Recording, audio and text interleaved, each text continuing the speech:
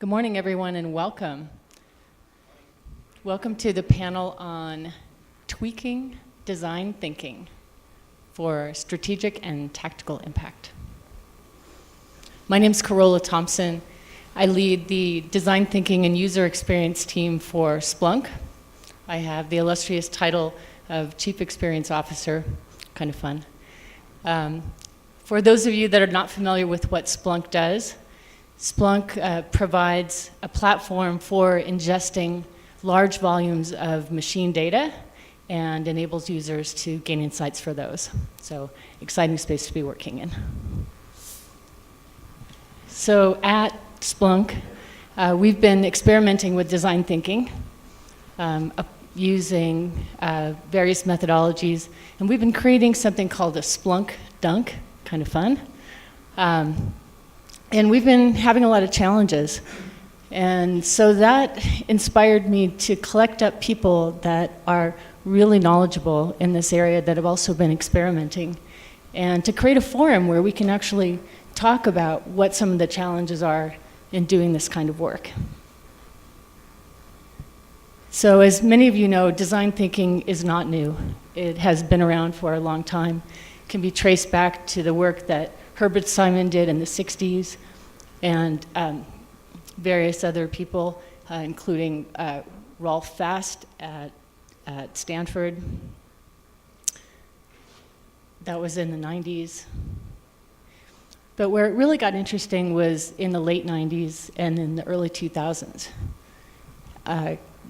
IDEO and David Kelly created a video, and it was aired on Nightline, called The Deep Dive, and it was all about re-engineering a shopping cart. And in 2004, there was an article in this magazine, in Business Week, called The Power of Design. How many of you in the audience, by show of applause, remember this? For me, this was really pivotal to see design on a business magazine, and it just gave me goosebumps when this came out. It was so awesome. So another important thing happened in 2004, and that was that Stanford founded their design school. David Kelly of IDEO was interested in forming a D school, and it was difficult to find funders, but he found a kindred spirit in Hasso Plattner of SAP, and he put down the money to actually fund the D school. So all of this was 13 years ago. So let's bring us back into the room to the present day and talk a little bit about where we are today and what's changed with design thinking. So what I'd like to do now is introduce our panelists. And I have a few notes to make sure I get all the details right.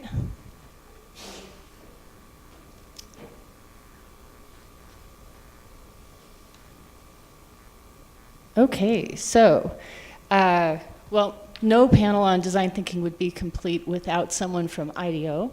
So I'd like to introduce Ben Syverson first. He is a software design lead for IDEO in Chicago. And what that means is, in his daily work, in addition to design, he develops, and he works with the clients with design thinking every day. So welcome, Ben.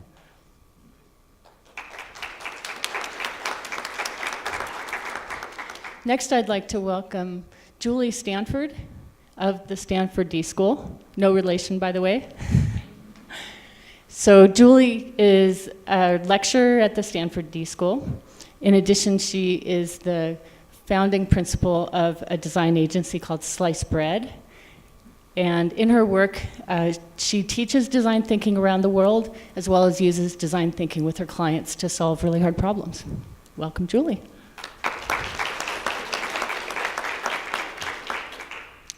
Bringing another unique perspective into the panel is Eliad Wasserman, and he is the design director with the SAP Co-Innovation Center, and Director of Design Services with the Co-Innovation Center. And his team provides strategic services to SAP's clients. Kind of an interesting business arrangement. They advise on the strategy of those clients as they implement design thinking. So we'll hear from him on that. Welcome, Eliad.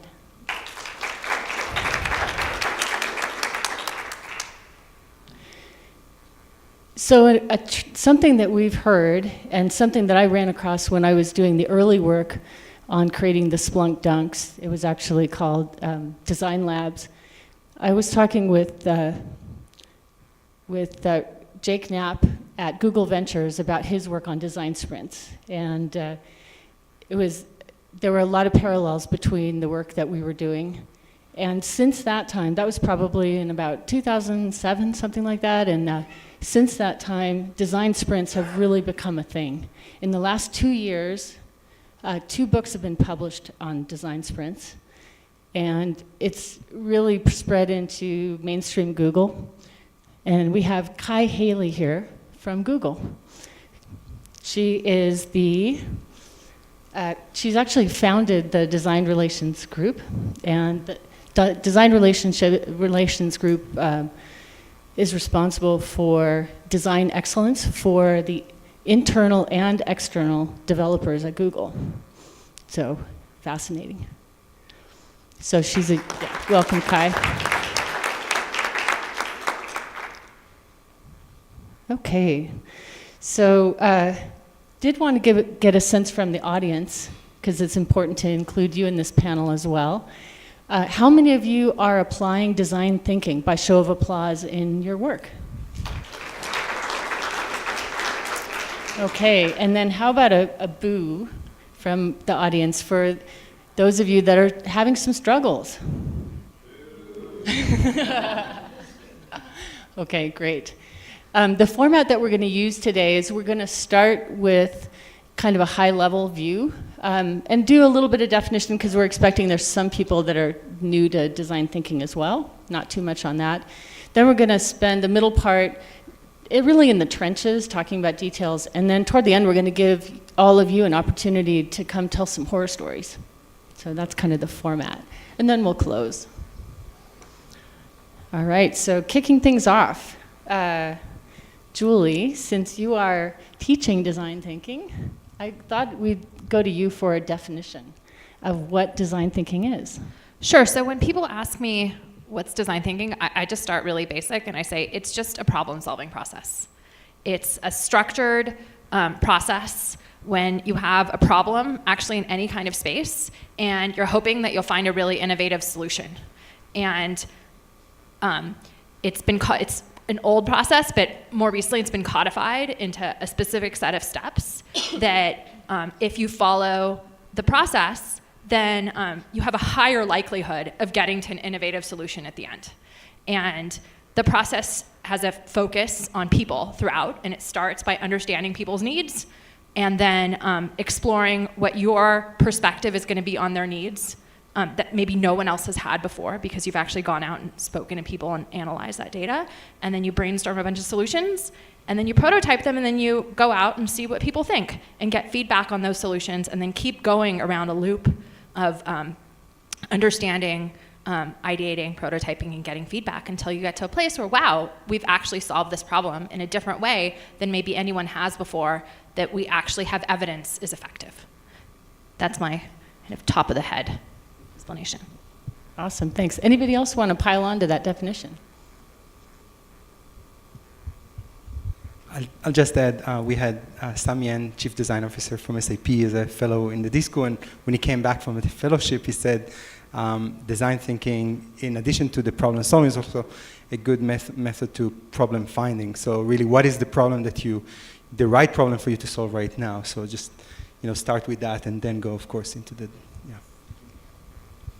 The other thing I would add to that is it's leveraging cross-functional perspectives, so bringing in multiple disciplines, technology, business perspectives into that problem solving. So that makes it really effective.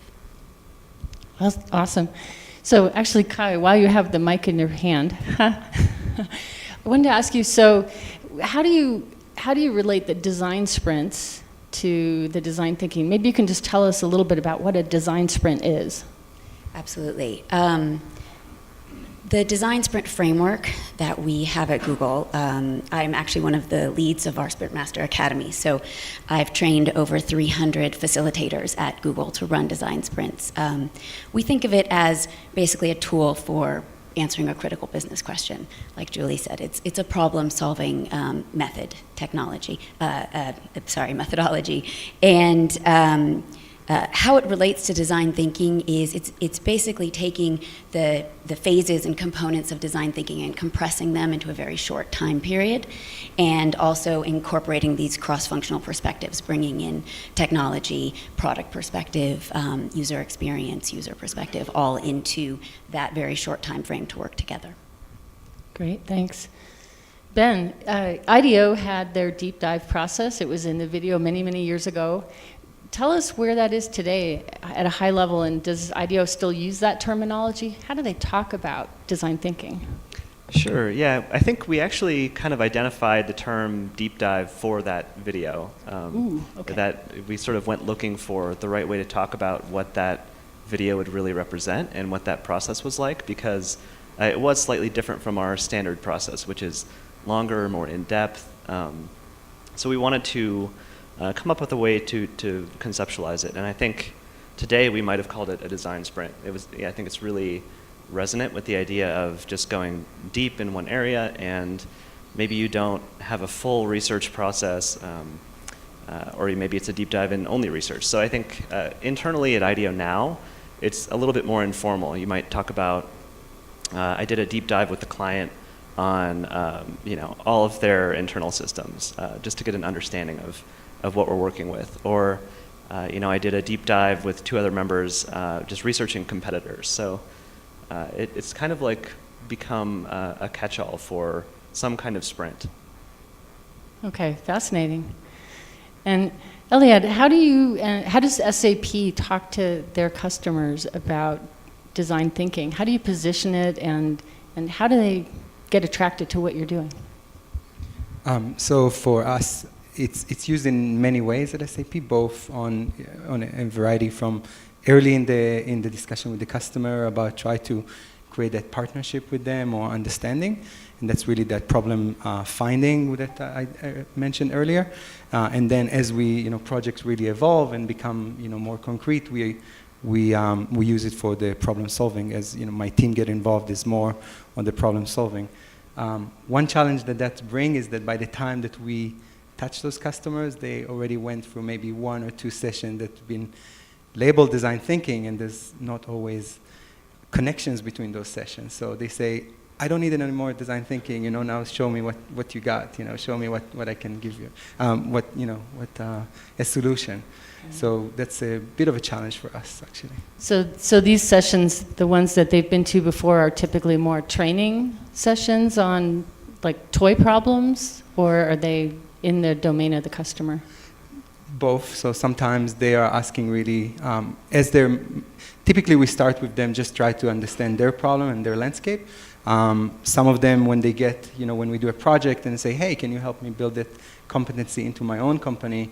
And then we're doing some training sessions for them as well and help them build a little team, a small team as well. Okay, great. Let's see.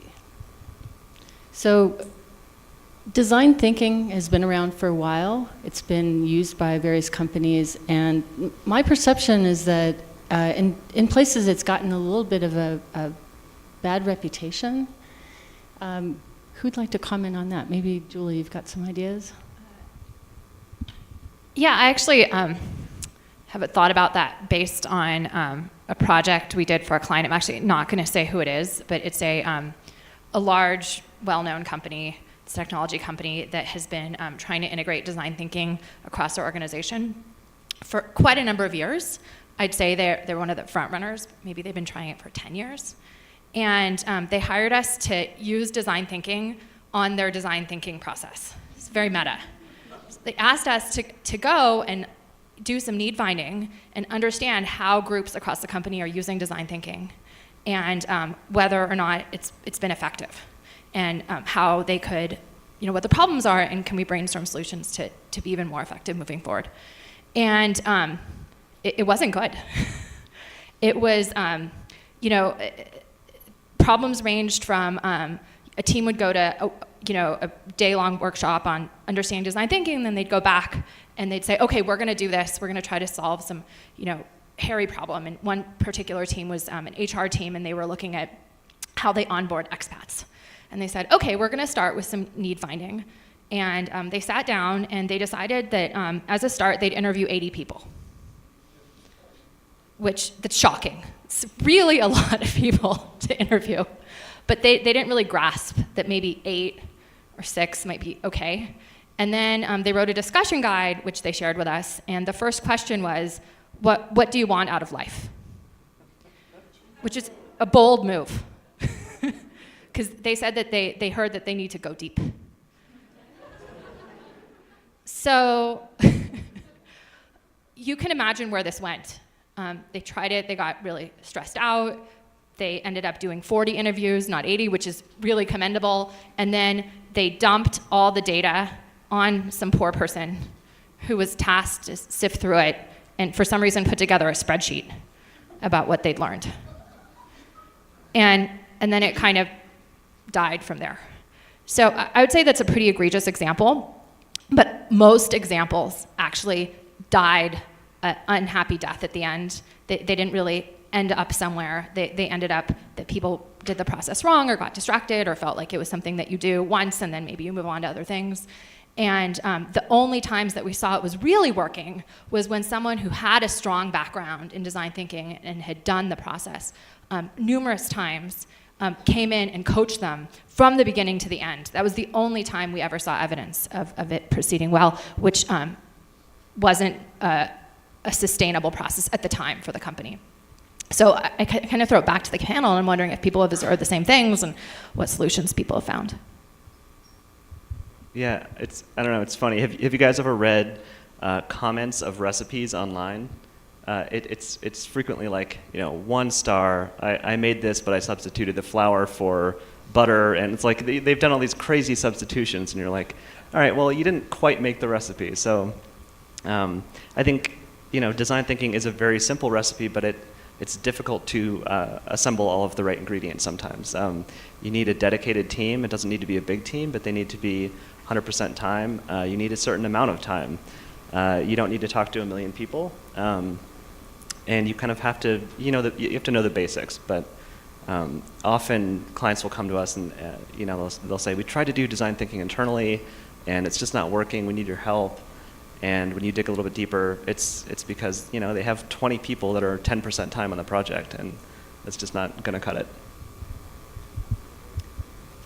Since we've been doing design sprints at Google for a while now, we definitely have what we call sprint fatigue, where people will say, oh, we have to do another one. And one of the things that we've encouraged, especially with the Academy, is that we pick the right challenge to run a design sprint for, and that we scope it appropriately, and we invite the right people, and we're very, very organized and targeted with the deliverables that we're looking to get and the time that we take of people's time. So that we are combating this, spending a lot of time doing an activity that might not be the right activity for you to do. So you don't want to be doing a design sprint for everything. It's not a replacement for design, and we don't use it as even a replacement for research either. We'll encourage lots of research to be done before the sprint. So we're trying to train people to be facilitators so that they know how to set up the sprint to be the most effective and not waste people's time. So one of the things we've also seen with that sprint fatigue is similar to the recipe suggestion, that people aren't trained, they aren't doing it the way that we suggest, and they're sort of veering off into territory where things aren't quite working right because they don't have that support. So the other thing we do is we provide mentors and office hours, and people can come and bring their challenge to us and say, is this a good time for this methodology? Should we be doing this now? How should we scope it? And they can get a lot of support for that. Yeah, building on what you said, Kai, so you have two focus areas. One is internal to Google, and I've seen some of the videos with these huge rooms of sprints being run massively, like parallel, and then you're also working with outside developers. Can you tell us a little bit about those two areas and how they run? So my team, as you mentioned, we're here to support the third-party partners who are building on Google's platform. So I will do design sprints with them to help move their product forward to be more user-focused, to improve the experience. So that's very targeted on helping them understand the methodology and improve their product and get, gain a better understanding of their users. And so that tends to be more in the smaller scale, where it's like 12 people, the key stakeholders, the key owners of the product who are going to be working on it. The large sprints that you've seen, we'll sometimes do at Google what we call sprint weeks or innovation weeks, where we bring together people from multiple product areas, and that's where we'll have 150 people all working on topics that might not be their daily topics. And so the idea with that is that we're pushing innovation and making space for innovation within Google, and coming up with ideas that you might not be exploring on a daily basis, and also bringing together people who don't work together on a daily basis. So then that helps to cross-pollinate ideas. So this is a unique situation for the 150 large ones. The majority of product teams who are using sprints for their own products are running more like 20-person, 12-person events. But we do have another internal team, the corporate, it's called corporate engineering, and they handle all of our internal tools, and they also like to do very large sprints as well. So not my preference, because they get a little unwieldy, and sometimes you can't get quite as many deliverables and great results out of them. So, great. Thanks. Eliad, in terms of design process, what does that look like working with customers, and in terms of timeline, and how are things spread out? So varies, right? Because as an agency style work, every project is different. If it's it could be anywhere between 2 weeks to 6 weeks is what I said, the standard project. So 2 weeks could be maybe more of a strategy work that we do with them, or a vision, when the outcome of that, maybe be a prioritized roadmap or some storyboard, kind of that they can go and pass to their management. If we're talking about more design deliverables and an actual implementable solution for another add-on, another 4 weeks or something like that. We kind of simplified for our customers' sake. We took the D-School design thinking process, which is 6 stages. We kind of clumped them down just to make it easier for our customers, and it's we call it discover, design, and deliver. But in reality, it's really very similar, where understand what you're solving, do your 360 research, then go into the design, and throughout that process have kind of a divergent and convergence steps in all of them. So, and that's, for them, it's understood. It's something they can. What do you do in 2 weeks? Like, does that include user research? What do you do in 2 weeks? Could you talk more about what can be accomplished in 2 weeks? So we typically try to do some research in advance and bring that research into those 2 weeks. So you're right, the 2 weeks maybe not including research. So when we go into a workshop or a sprint, we bring, if the customer is not willing to do it before, we try to have it on the walls, kind of as so the first half day, gain empathy to the users that they try. How long is it actually? That research is maybe another week. Add another week. Depends. We're talking about those 2 weeks are fairly quick and very targeted. So it's not a broad. A broad solution. So a week of research and synthesis going to maybe another week or two of a workshop or kind of a strategy work. So just kind of pulling out some high-level themes that we're hearing from our panel. One is user research is critical before as input to these things, having a real problem to solve. And I think one of the things I'm hearing is don't do design thinking to do design thinking. Interesting. Thank you. All right, so I'd like to shift gears now to the details. And one of the things I want to do is give the audience an extra tool. It's called the stop. And how the stop works is just come up to the microphone. If you feel like we're talking about stuff, because a number of the folks here work in design thinking all the time and are kind of deep into it, the stop is you get to come up to the mic and say, stop, I don't get it. Help me clarify, like in that moment. But the trick is it has to be relevant to the context of what people are doing. And then you also need to get the support from your colleagues. Other people need to hear. So we'll do the stop, you say your name, you say where your question is, and then there's going to be a quick show of hands if other people want to hear this too. So that's the stop. So it's kind of a high stakes stop, but it's to kind of make sure you guys, we're not like blabbing on up here and you guys are going, oh God, will they ever stop? Okay, so we were at the 30,000 foot level, now we're in the trenches. Okay, so the high level question is, I want to hear like real stories, like really things, of when things went terribly sideways that you've experienced. Because I think that's where we'll learn the most. So I'll give you a minute to think about that. Did you want to ask us, did you want to start with stops right now? Oh yeah, if Okay. you have a stop, yeah. Yes, I have one stop. And you are? I'm Dennis Wixon, I'm from USC. You've used the term sprint a lot on the panel, and when I think of sprints, I tend to think of them in terms of agile development, and they could be weeks long or months long, depending on the team. So I'd like to just get a definition from a design perspective of what a sprint is, what you meant by that term. Okay, and others want to hear? Awesome. Okay, great. All right, Kai, you want to take this one? I'd love to hear how you define it first. Okay. So, we actually use the word sprint more in the development cycle, that's true. I kind of piggybacked on the word sprint. So for us, the 2 weeks sprint for just can come up with a strategy and then go from there. So that's, maybe 2 weeks sprint would be a good time. Anything less than that I found to be too short. So I get asked this question all the time because, as you're saying, the development world, we use the word sprint, and we've discussed, should we have a different name for it, like your Splunk Dunk, or we have people who are doing blitzes or dashes, where they're taking the sprint and making it even shorter. And I've had a conversation with Jake Knapp about this, and he decided when he wrote the sprint book to just call it sprint, because he felt like putting design in front of it was too intimidating for people who maybe weren't in the field of design. When I talk about a design sprint, I always put the word design in front of it to differentiate it from an agile or a development sprint.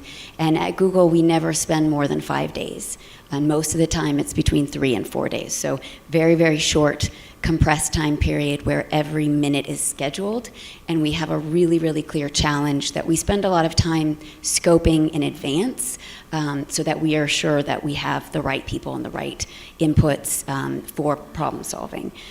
The other thing that we do is we also define a really clear deliverable, because we want to get something at the end of those 3 to 4 days, which is usually user validation of solutions and concepts. So we're moving really, really fast, and I know 3 days sounds really, really quick, but we can generate a lot of useful insights in that time period.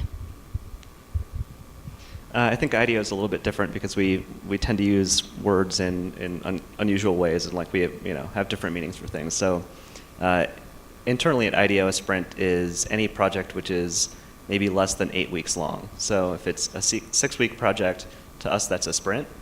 And we've had a lot of conversations internally about what does it mean to take on projects like that. Personally, the term sprint, to me, I wish it was like just slightly different. To me, it's not quite there because it implies that we're running extra hard during that time. I think of a sprint and I think of being out of breath. And realistically, a sprint just means you're not quite getting as far. So that can be extremely valuable when the alternative is not getting anywhere. But to us, that's kind of the context that it plays within. We don't do sprints. I feel like the implication that if you're doing design thinking, it has to be really fast for some reason. I don't like that. And I think it's actually something I struggle a lot with my teaching at the D school, because it's a quarter system and it's 8 weeks, and you're supposed to, from beginning to end, identify a problem, solve it, and maybe build it in 8 weeks. I think that's unrealistic and not reflective of the way that we do our work at Sliced Bread when clients hire us. And so I'm actually was hoping we would discuss the idea of a sprint, because I guess I really struggle with what's the point.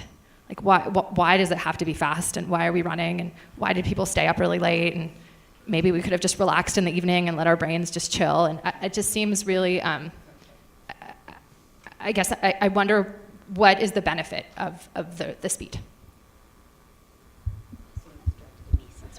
Can I ask a follow-up question? Because it was just in line of that. My name is Nana. I'm from Aarhus University in Denmark.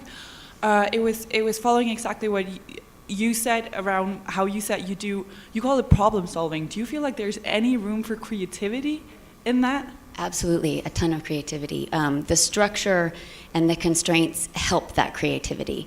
And the cross-functional, I keep using that word cross-functional, that bringing together a developer and a designer and a product person to all problem solve together can be very creative and collaborative and innovative.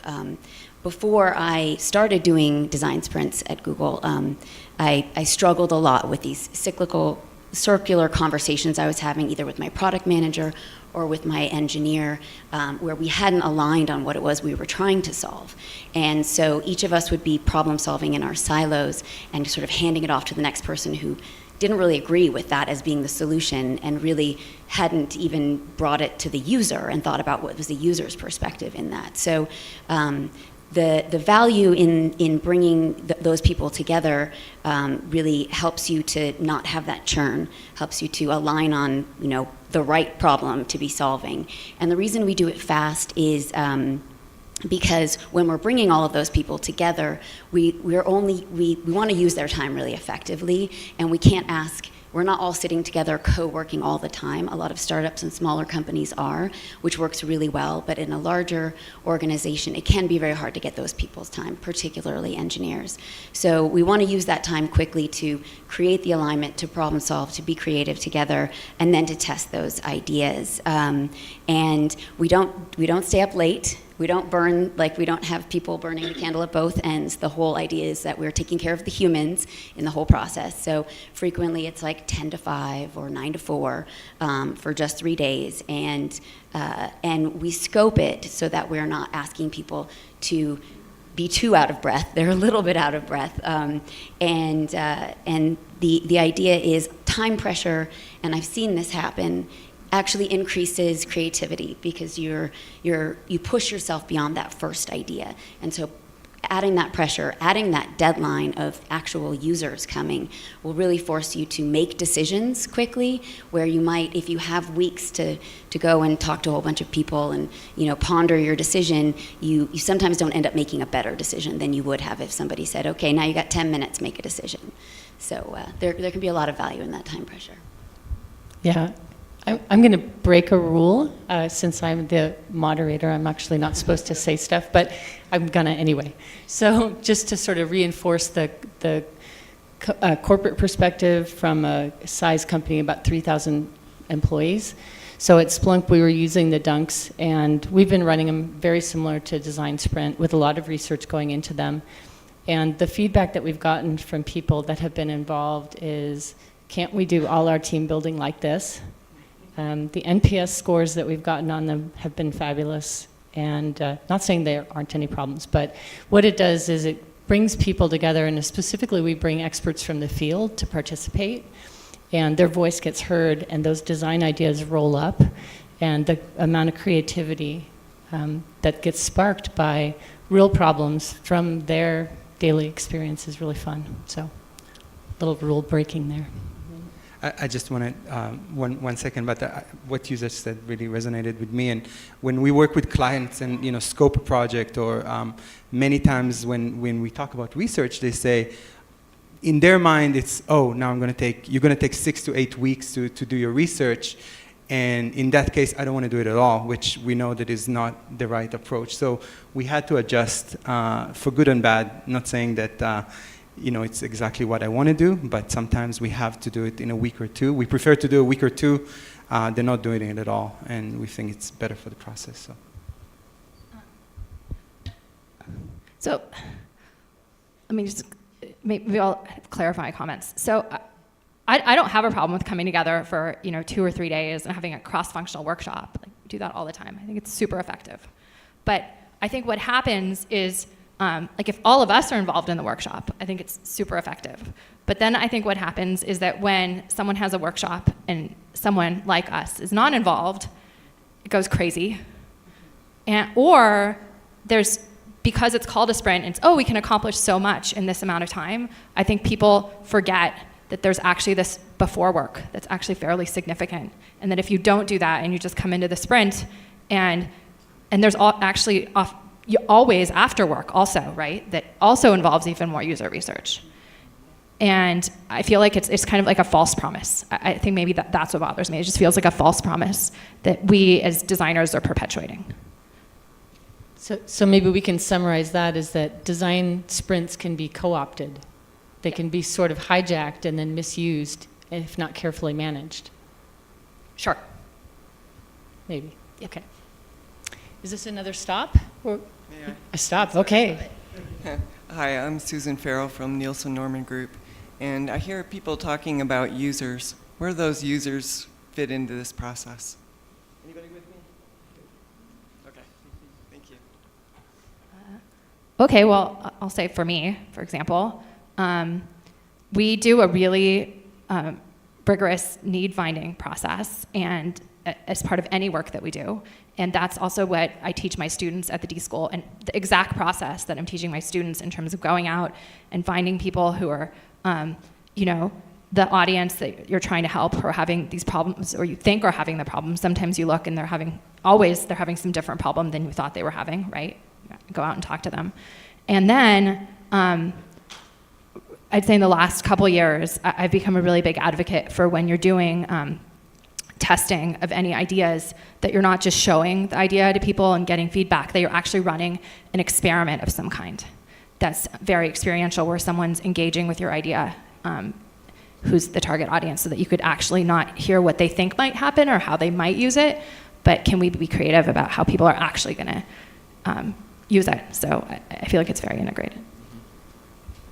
Yeah, I think it's important to know what your question is when you go into research. You need to know what the level of fidelity of the question is, and that's going to impact the level of fidelity of the prototype or the stimulus. So if you think of the design process as starting with what even is it to how do I find the settings menu, maybe, the design thinking process is most valuable earlier in that kind of refinement, right? You're identifying the opportunity areas, you're really trying to understand the needs of the customer. You're trying to, my friend John Satram calls it creative problem creating. That's kind of what you're doing. You don't even have a problem yet. You're going to solve it later. Then, as you kind of move on, your problems get and your questions get more and more refined, and you kind of have more detailed questions. And then I think a sprint is really great to kind of reinvigorate at different points. So I'm on a project right now, leading a project which is 17 weeks, and the first 9 weeks of that is 3 rounds of user looks, we call them. So it's showing users concepts and getting their feedback, but doing that in a rapid cycle of generating the concepts, taking them out the next week, then synthesizing the next week, and then rinse and repeat. And what you wind up doing is going from like sketch to screen to swipeable prototypes, and then eventually we have a phase at the end which is building out code. But without that, that constant interaction with the user, we can easily kind of spin out and be actually moving very quickly towards the wrong solution. Great. I want to shift gears and go back to the horror story question.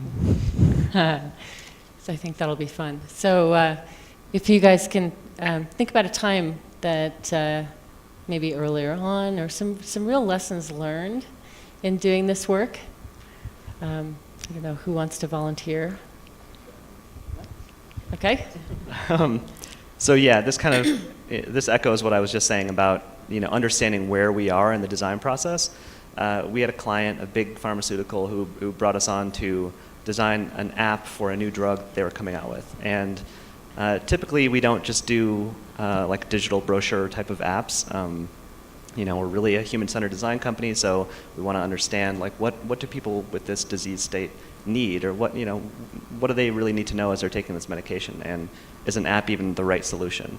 So we went through that entire process, but towards the end of the project, it became clear that the client was really still thinking of us as a digital agency that was going to deliver an app that has the information that patients need, which our app did, but it was also kind of pushing some of the boundaries and actually really addressing core user needs in an unusual and new way. That did not go over well because the core decision makers on the client side were not constantly engaged with the process. So we often talk about the core design team being small and focused, but we also really need to make sure that on the client side, our client team is engaged and focused as well, because if they lose track of where we're going, it can be a real disconnect. Yeah, that's great. There's a woman named Nilofer Merchant that wrote a book a while ago called The New How, and she talks about this thing called the air sandwich. And I love that metaphor. It's like the gap between the executives and the people doing the work, and it's so important. Yeah, great. Any other lessons learned? I mean, I alluded to it earlier, but it's really in SAP, 80,000+ people company. Design thinking is used in so many ways and almost abused. Don't tweet that, but and it's really about that. How you use the term or how you use the process. So somebody told me a while back. Any meeting that is more than an hour is labeled the design thinking session, and it's somewhat true. So, that's when we go into it and get engaged, we really want to make sure that it's set up right and the expectation is set up right. There's users in the room, or at least we had access to them, not through proxies beforehand. Those are the kind of thing where we try to, is that tied to a end of quarter deal that somebody's trying to close? We really try to be cautious from that. So it's not a specific story, but an ongoing cautious. Yeah. Great. I'll share one.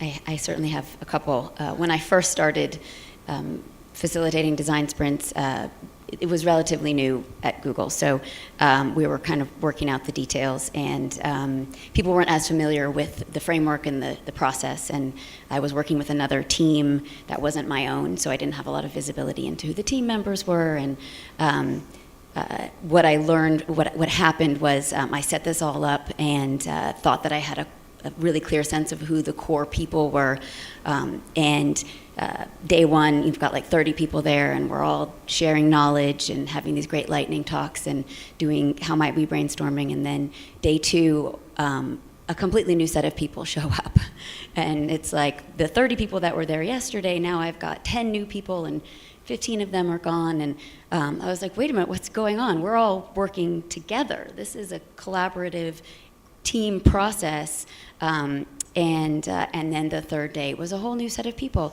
and so they didn't quite understand what the goals were with this, and that we needed a core set of people who were carrying the knowledge, building the knowledge, and problem solving from the beginning to the end.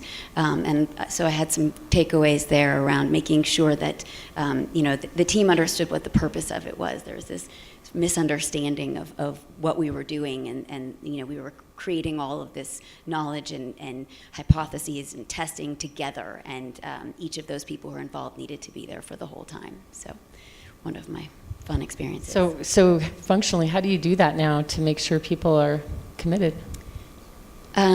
Well, I have a lot of meetings in advance where, and I was doing a lot of pinging people individually. You are going to be there for 3 days, right? So a lot of identifying who are the core owners of the product, because this idea that you might bring in a whole bunch of people that have good knowledge around the subject, that they can help, knowledge experts is fine. but you want to have that core sprinting team, as we call it. And so I spend a lot of time basically herding cats. A lot of work to get things going. Interesting. Any other? I'll share one from students. So I'm trying to represent the D school. So I'll put that hat on. One thing that we've noticed happens with students, right, is because it's, again, time pressured and they need to, from the first week start doing need finding, is the value of your need finding is really dependent on the quality of the people that you interview and if they're the right people that you should be interviewing. And so we had a group of students who was trying to understand about how people engage with technology, and they recruited 6 men in their early 20s to represent the general population. 6 men in Silicon Valley in their early 20s. And so that was problematic to start, and then we talked to them about it, and again, it's kind of time pressured, and so they wanted to talk to some people who had families and how they engage with families around technology, and so then they came back to us and they said, we're having a really, really hard time recruiting. We can't find anyone except men who have small kids. I said, where have you been recruiting from? Oh, we've been exclusively recruiting from the Stanford CS PhD program.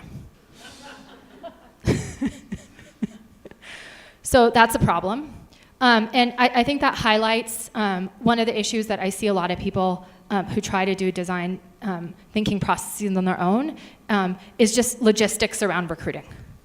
Just not even the interviewing or like anything about design thinking, but just the logistics around recruiting. And I feel like I almost want to write a book just about recruiting logistics. And maybe we should all get together and do it, because I feel like that would solve so much for people. And to the logistics around how do you reach out on LinkedIn and whatnot, and using Nextdoor and all those other great things. Great. Is this another stop? It is. Okay. Or yes, and if you prefer. I work at Capital One Investing, and we've been doing design thinking quite a bit. And one thing, my background is UX research, and a big criticism I had of it. Why am I short of breath right now? I don't know. But was that it didn't seem like the research was sufficiently rigorous. So you talk about who you're talking to. But my sense was like when we understood what problems I referred to it as popcorn. All these needs appeared, and somebody would get excited about how might we or something like that, and then boom, it's gone, and you're off doing that thing. So I wouldn't say it's a criticism of design thinking, but a criticism of people who don't have some more background in research, and just giving people a day or 4 days of training. They don't often get that strong grounding. So I'm going to just leave it. Maybe that's something you can discuss how that effectively is done, or how you dealt with it. So I think just to summarize the question, make sure I get it right. So you're asking, how does deeper research fit with design thinking, and how do you go about doing it? Yeah, how does design thinking, how is it best using research? Research. Correctly? Okay. Is that show of hands? People want to go there now, or do you want to hear more horror stories? Okay. Wow, that's a good topic. Yeah, I can take that. So again, coming back to the times when you would engage design thinking in the overall product development process, I think at IDEO we think of the research process as design inspiration. So the goal is to get the design team inspired, to really understand the needs of the customers. We know it's not a perfect representative sample; it's not quantitative, but we're trying to understand the kind of overall picture of what is going on with our intended audience. So I think early on, 6 to 8 people is actually enough to get a sense of what the needs are. And of course, you don't want to over-index too much on one kind of demographic. That can be an issue. But then as you go on, as you move further into the process, we often bring in kind of additional forms of research. So right now, we're using remote participants to just look at like basic concepts, and we're getting a very low fidelity feedback, but our questions are very low fidelity as well. And we've got like 30 people. as we go forward, we might think about expanding that, and in a further phase we might do 100 people. But as the questions get more and more refined, and you need quant more and more, I think it moves out of design thinking and more into like the agile process, and you're starting to get into continuous improvement as opposed to opportunity areas. Did anyone go to Frank Bentley's talk yesterday on comparing using a statistical sample from SurveyMonkey of 150 people? I thought that was amazing. So basically, go look up that paper. It was talking about how when you find qualitative data in a small study, that you can then use SurveyMonkey or Mechanical Turk and pay $150 for a panel that'll answer questions. Then he compared that against using a marketing firm that might charge $10,000 to $100,000 for a larger sample, and it was SurveyMonkey within 3%. So really awesome. I actually went to his talk, and then we ran a survey this morning for some need finding we did last week on refrigerators. So I'm a practitioner mostly, and one thing that struck me about being at CHI is how many talks are really qualitative in nature and have a sample size of 9 or 10 people. And they're peer reviewed, and so I'm assuming people who have more knowledge than I in that space feel like that's valid data, and so that makes me feel better around the studies I do, which normally do involve 8 or 9 or 10 people. That example is one that I've actually done this before in a sprint where we'll go through the brainstorming. How might we portion, and then we'll come up with a list of needs and a list of ideas, and sometimes at that point we might have that question, how important are these, or what's the priority of these needs? And I've even run we have Google consumer surveys, so it's kind of like a SurveyMonkey in the middle of a sprint. So we've got a bunch of ideas. We want to know, well, how important are these, or what are the information needs of our audience, and we want to actually get a much larger sample size. So we'll then run a survey to complement some of the other research that we've done in advance and to validate where we should be focusing. So just one other comment. I'm cheating again. So at Splunk, we do a lot of upfront research. It is also along the lines of less users. It's very targeted. One of the things we do is really focus in on the use case that we're going after and the problem solving. The other thing we do is, once we've generated prototypes, is we have users interact with the prototypes and have all the teams watch. And really, that gives them such deep exposure and such deep empathy to what's going on with the users that they start working to correct their designs based on even things they saw in response to other people's work. So. And every Google design sprint involves that. Yeah. People, everyone there watching the users interacting with the prototypes or experiments that you've created, so you can see what the response is. And it's super, super valuable for the whole team. So appreciate that topic. Hi. Related question. I'm Laurie Davis. I work at ACT. How do you guard against... Is this a stop? Oh, or is this a question? It's related to the last topic. So. Okay. You can treat it as a stop if you like. Go ahead and ask the question. We'll find out. How do you guard against chasing idiosyncratic needs when you're working with such small user groups to start with? Obviously, getting a good representative sample is helpful, but how do you know that what I've identified as a need is actually a need in the larger population? Yeah, it's tough. I think you need to read between the lines sometimes. If we're talking to 8 people, 2 of them might be extremes, like extreme users who, if you're working on something that's around, saving, like savings accounts, some people might be extreme savers, and some people might be, it's all on the credit card. I don't save anything, and I barely use my checking account. Those are really useful to understand the boundaries of the concept, so you can start to understand if this concept would actually work for somebody who's kind of pushing the limits of what what the system could sustain.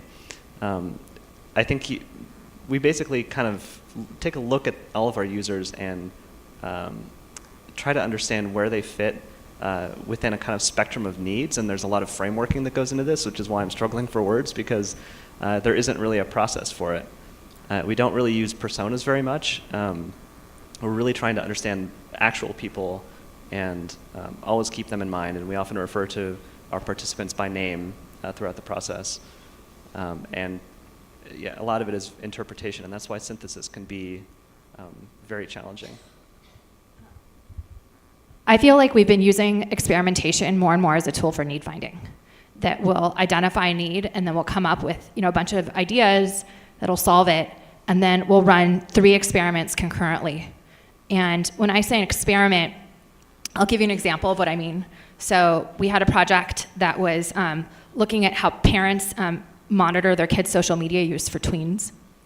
And one of the needs that we noticed was that parents don't want to feel like big brothery. They actually want their kids to respect them and to have trust in that relationship. And so one of the ideas that we came up with was that this system that would monitor a social media feed of your tween, if it found something that the parent should know, it would actually send the content to both the parent and the child at the same time in some kind of platform that encouraged a conversation. So that was the kind of high-level idea that we had for this, to address this need. And there were some other ones, but I'll just talk about this one. And so then we said, okay, let's run an experiment to assess if this is like really an important need and how this solution might fit in, so that we could really, in addition to testing the idea, do some general need finding around this. And so we used Slack, and we recruited some families, and we had them agree that we could monitor their tween social media feed. The tween agreed to. And then for a week, we monitored Facebook and Snapchat and all kinds of other things. And we had the families in a Slack channel with their child, and then we would Slack both of them anything that we found in the feed that we thought they should both know about. And then we saw, did they have a conversation about it? And so we stood that up in a day. Right? It didn't involve any programming or anything like that. And so that was pretty awesome, and that's the kind of experiments we try to run now, always, to reflect what we heard in our need finding, to understand more about the needs through some kind of process that's more experiential.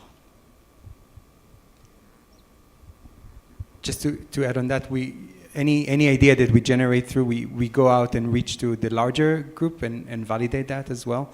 And throughout, you do some prioritization of voting, and you kind of see where the commonality is, right, in the workshop. Great. May I do a stop? Yes. So my name is Janna. I'm from Philips Design, and we use design thinking every day in our office. The thing I see often when we use users as a first inspiration is, how can we go beyond the current frame of reference and really think of disruptive innovation? And can you tell about your methods, how we incorporate users if you go that far? Okay, audience, this interesting? Okay. So IDEO does a fair amount of future like vision work. We're not. There are some firms which really specialize in vision work, and we're not that. But when we take it on, it's always a little bit of a challenge, right? Because you can't interview users of the future. So what we wind up doing is understanding current needs, understanding extremes especially. So kind of trying to project and think about what behaviors might change in the future, and what extremes might be analogs for that behavior today. So that's part of it. Design fiction also comes into play. So generating scenarios and really trying to think through all of the implications of those scenarios. It's always about futures, plural, because as the further we get from the present, the more the future could kind of branch off in different ways. So we always try to make sure that we have at least a few different future scenarios that we're thinking about. And then you kind of generate personas that are slightly speculative, but somewhat rooted in behaviors that we've seen in the field. I've gotten really into dark horse prototyping, and I'll explain what that is in a minute, but it's not something that we invented. It came from a different design class at the D School, and there's a paper on it. You can look it up, dark horse prototyping. And the idea is that when you're down selecting ideas, actually when you're brainstorming ideas, you deliberately come up with some dark horse ideas. And the idea of a dark horse is in racing, horse racing, there's a horse that has a low likelihood of success. But if it did win, it'd be really amazing. And so sometimes people put a little side bet on the dark horse because the upside could be so big. And so what you do is when you're brainstorming, you deliberately brainstorm some ideas that are weird and off and kind of futuristic and maybe make you feel a little bit uncomfortable. And then when you down select, you select one or two ideas that you're super excited about, and then you very deliberately select a dark horse idea that you're still feeling uncomfortable about. And it's actually a risk mitigation strategy, and it helps you be more forward-looking. And so then when you run an experiment concurrently on a dark horse, one of two things can happen. One is the horse could win. And actually, I would say, in my experience, and I've been doing this maybe now 3 years, about 25% of the time it wins, which is crazy. But it's awesome when that happens. And then the rest of the time, even if it doesn't go well, you always learn something really crazy and weird that you didn't expect to learn that then impacts your other ideas. And so that's what I found for us has been really great for future thinking. We have a number of teams at Google that are visioning teams, and what they do is just visioning work. And they'll tend to do a lot of exploration into a problem space and maybe start with technology or start with something other than user needs to envision, what might be potential future state for products or for ideas. And then they might use the sprint methodology within that process, within a larger visioning project.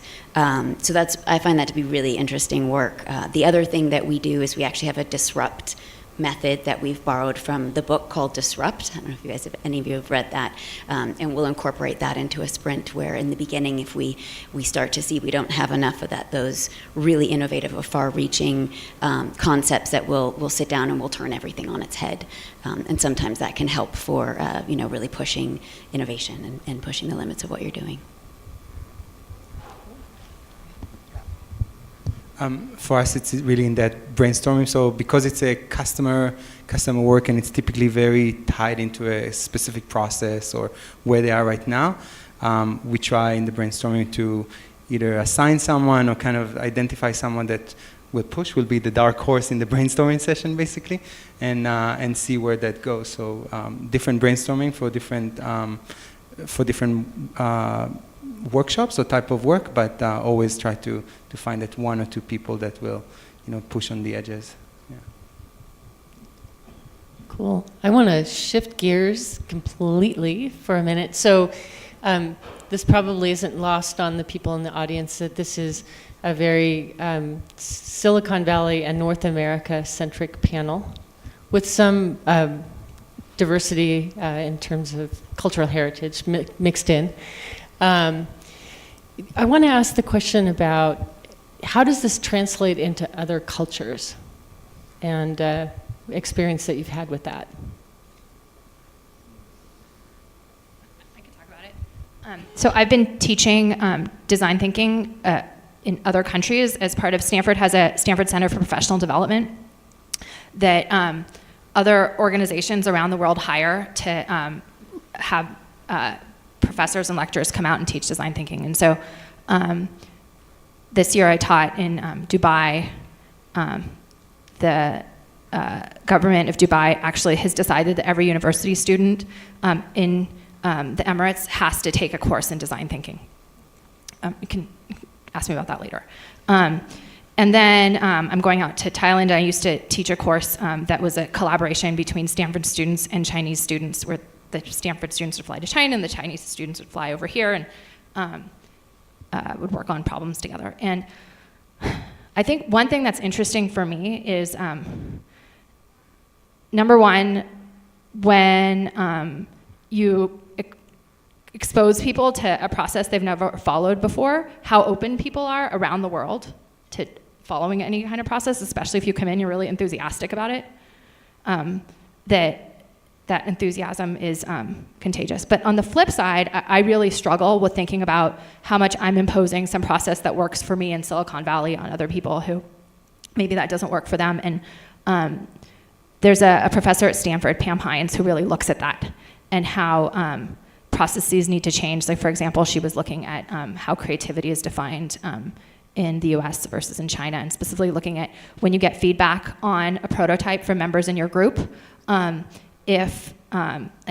the impact is culturally if someone looks at your prototype and gives you some really direct feedback about it. Like, here's all the things that I think are problematic with this, as opposed to if they give you indirect feedback or you don't get any feedback. You just do your prototype and then you give yourself feedback in essence and then iterate it. And she found that there was actually some pretty significant differences between the US and China in terms of how effective it was to give people direct feedback on their prototype and how that prototype improved. And that people in the US, if you gave them the direct feedback, it actually, you ended up with a better prototype. And in China, if you gave them really direct feedback, you ended up with a worse result at the end. And so that's led to us really looking at research before we go out to these other countries to understand if there's been any work done and how we can adapt our practices. Like, maybe it's that when you're brainstorming, people start, instead of in this very extroverted, like, hey, let's all get up at a whiteboard, maybe it starts off that in some countries it works better to have people start maybe on their own, or do something where they write some ideas down and then they pass their paper over to someone on the right, and then that person adds on. And then maybe after that, you have a group session. So I feel like we definitely think about moderating what we're doing based on what we know about what's effective in other places. So Google's obviously a global company, and we have Google developer and design experts all over the world. And so we've trained about 50 of them in the design sprint methodology to go help developers with their products applying this methodology. And we've heard a lot of feedback about how it is very much a Silicon Valley framework that we've set up, and so a lot of these sprint masters are actually modifying it for their regions to make it more effective for them, because they find, to your point, sometimes people aren't quite as comfortable with the sharing process, or maybe they have a very sort of hierarchical companies and approach, so our democratic voting or decision making doesn't work very well. People are less likely, like in Japan, to speak out and feel comfortable talking, expressing their ideas. In India, we've heard people tend to be a little bit more competitive, and so people are sort of working side by side instead of collaboratively.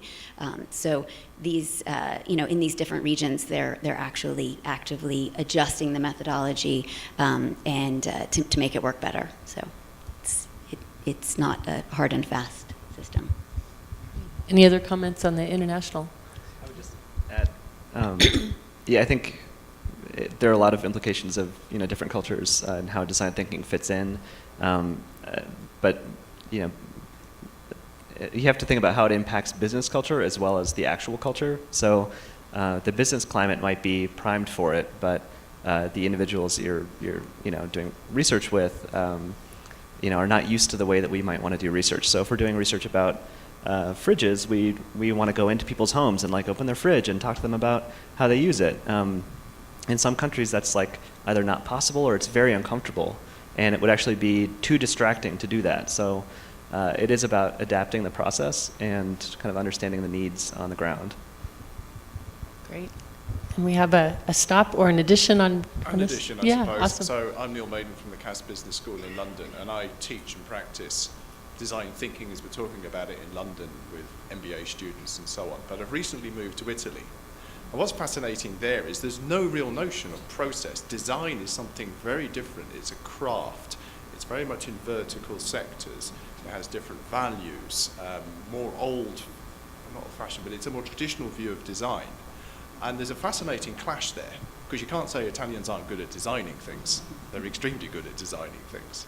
And I think there's an interesting mashup here about how we can start to tie the almost Anglo-Saxon view of design as a process into something that's perhaps richer and more rewarding, involving craftsmen and design skills. And we started to look at this collaboration. So I just welcome your view, and maybe sort of, design thinking sort of appropriates the word design, and it's a much wider practice, it's a much wider discipline, and sometimes we lose some of that wider design activity. So that's, I guess, what I'm trying to ask. Yeah, I love that question. How about the audience? You guys like that question? Yeah, awesome. So it's something that we're actually faced with at Splunk too. Like there's design thinking as a process, and then there's the craft of UX design. And how do we talk about that? And how do we help people understand when you need which one? Yeah, I mean, just to come back to this again, if design thinking is really an innovation process and determining what we're building, later stages of the process, are really going to define how it looks and how it feels. And a single design project might cover both of those, ends of the spectrum. And I think you need craftsmanship and you need design excellence to really deliver on the promise of the design. But identifying that promise is very different. So, kind of to stereotype, maybe Italy is more about like design auteurs. There's a lot of emphasis on individual designers. We know their names, and they have a signature style, and that's one of the reasons why we're attracted to those products, because they are, they evoke this kind of feeling of, this master designer, right? Design thinking is really almost the opposite of that. It's really about subtracting the ego and listening to the customer, understanding what they need, but they don't necessarily need to be in conflict. I think once you identify the need, then I think the level of expressivity that you can achieve, is not limited. It's just kind of more directed. Thanks. Anybody else? It's more of a question. I'll build on your question because it's something that I'm contemplating with. Is that when the transition between the design thinking and design doing, and allowing people that are non-designers to facilitate and really lead the design thinking phase, going into the design doing. So how you in your organization deal with that? Is that working for you or not? And this might be a good segue into the questions that you guys had of each other. Julie, I know you had one that was pretty close to this one. Well, before I actually have something to comment though on, let me comment on this and then I'll go back to that. Although you're drawing a blank stare for me. I'll help you. Thank you. I actually do feel like there's a tension between a user-centered design process, like not just at the beginning, but throughout, and like design with a capital D. Like, I'm a designer and I'm going to design something and it's going to be amazing because I thought of it and it came out of my head. And we had this project, I'll share with, it was with Jawbone, that little headset thing. And it was pretty early on, and we were hired by Jawbone because they were having this issue that it was falling out of people's ears. And they had a really high return rate. 50% of people were returning it that bought it. And they had an idea for how they might be able to fix that. And so they hired us to do a statistical qualitative study. They wanted to, they wanted us to have 100 people come in and try setting up a Jawbone and putting it in their ear with this new thing that they designed, and then also just how people set it up in general from a usability perspective. And so they wanted a lot of like qualitative research in terms of talking to people, but they wanted that to be statistical. Okay, fine. So we brought in 100 people, and 0 out of 100 people were able to successfully set up the Jawbone. So it was really significant statistically. Not a lot of analysis needed. And the way that this device was designed, it was beautiful, really gorgeous. It didn't have any buttons that you could see. And so one of the issues was that when you were setting it up, you would think it was on, but then you would actually turn it off. And then you just weren't really able to get it set up. So we have this report, and we're on the phone, and Yves Bahar, who's this famous designer with a capital D, comes on the phone, and he says, "Who the F wrote that effing paper about that? They don't know what the F they're talking about. I don't care what's statistical or not. Like, that design's gorgeous. I don't care. It's awesome. People are going to buy it. Click." we were speechless. And the rest of his team stayed on, and then we had a discussion about how they were going to manage this moving forward. But this is like the classic example. I've never had a quantitative study on qualitative research before, and it was so clear. And then it had this argument with design with a capital D. And so I don't know what the solution to that is. And that fight wasn't one. It ended up moving forward as something that didn't have any buttons on it, and they're actually not doing well. So that's some vindication. But I don't know. I don't know if people on this panel have had that argument and won.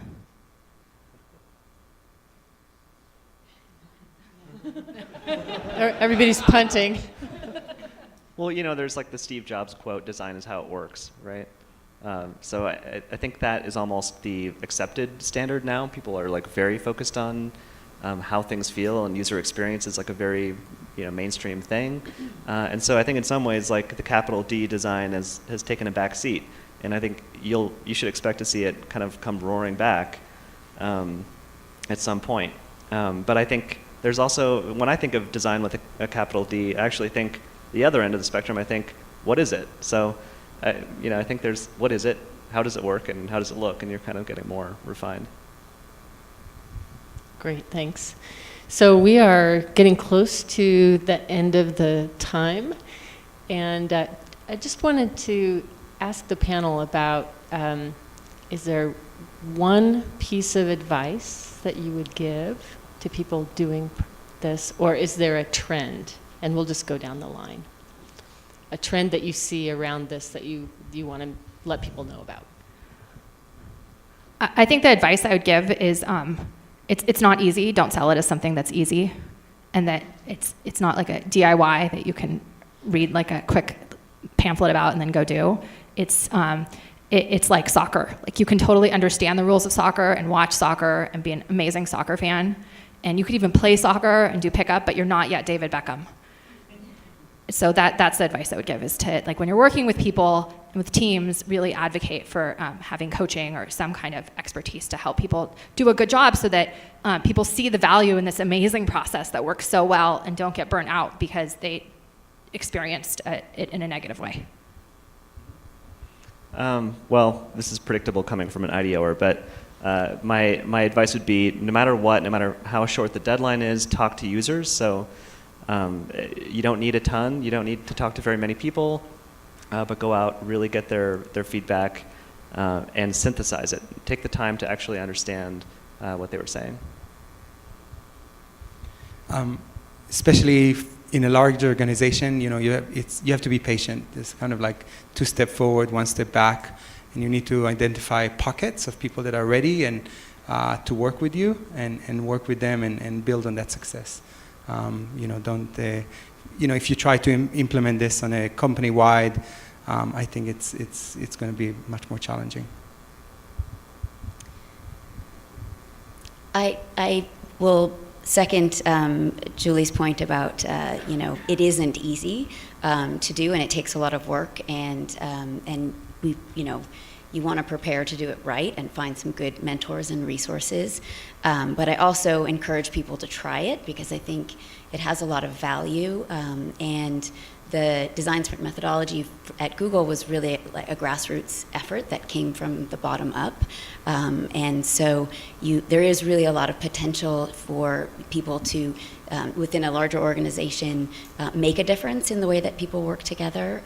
So don't be too afraid just because we say it's hard work and that you're going to have to prepare and put a lot of energy into it. It still has a lot of great value. So be willing to take risks and fail a little bit.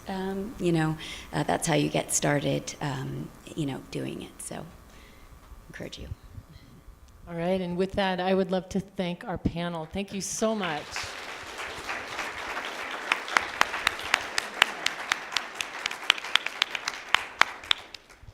We're going to stick around for a little while afterwards for questions if you want to come on up.